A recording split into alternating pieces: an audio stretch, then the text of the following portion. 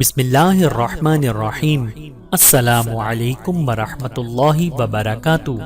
وصیت نمبر 31، دنیا سے بے رغبتی اور عبادت کی طرف توجہ کرنے کے بارے میں حضرت ابو العباس سہل بن سعد سعدی رضی اللہ عنہ سے مروی ہے کہ ایک آدمی نبی کریم صلی اللہ علیہ وسلم کی خدمت میں حاضر ہوا اور عرض کیا، یا رسول اللہ، ایسے عمل پر میری رہنمائی کیجیے کہ جب میں اس پر عمل کروں تو اللہ تعالیٰ اور لوگ مجھ سے محبت کریں۔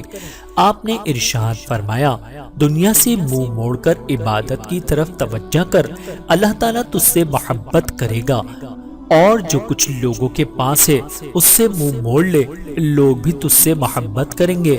اس حدیث مبارک کو امام ابن ماجہ رحمۃ اللہ وغیرہ نے حسن سندوں کے ساتھ بیان کیا ہے۔ یہ حدیث حسن ہے۔ فائدے کو مکمل کرنے کے لیے ہم آنے والی حدیث مبارکہ بیان کر رہے ہیں جو ہمارے آقا رسول اللہ صلی اللہ علیہ وسلم کے زہد کے بارے میں ہے۔ رسول اللہ صلی اللہ علیہ وسلم کی دنیا سے بے رغبتی۔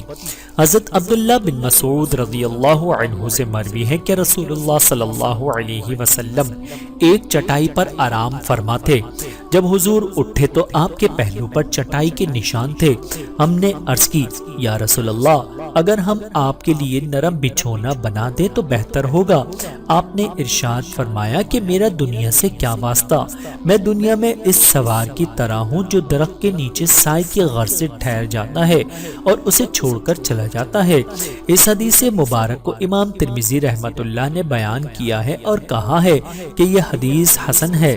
آنے والی حدیث پاک ہمیں دنیا سے منہ موڑنے کے بارے میں رغبت دلا رہی ہے۔ دنیا کی تمام نعمتیں جمع۔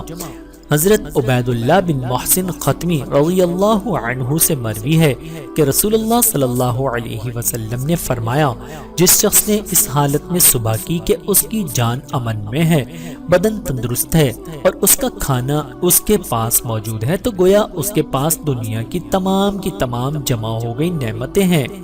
اس حدیث مبارک کو امام ترمذی رحمۃ اللہ نے روایت کیا ہے اور کہا ہے کہ یہ حدیث حسن غریب ہے۔ اسی طرح ہم ایک حدیث پاک بیان کر رہے ہیں جسے حضرت جابر رضی اللہ عنہ نے قناعت کے بارے میں بیان کیا ہے۔ حضرت جابر رضی اللہ عنہ سے مروی ہے کہ نبی کریم صلی اللہ علیہ وسلم نے فرمایا، قناعت ایک ایسا خزانہ ہے جو ختم نہیں ہوتا۔ یہ بھی حدیث پاک میں آتا ہے کہ قناعت ایک ایسا مال ہے جو ختم نہیں ہوتا۔ اس حدیث پاک کو امام بہقی رحمۃ اللہ نے کتاب الزہد میں روایت کیا ہے۔ اللہ تعالیٰ سے دعا ہے کہ اللہ تعالیٰ ہم سب کو سمجھنے کی اور عمل کرنے کی توفیق عطا فرمائے۔ آمین ثم آمین۔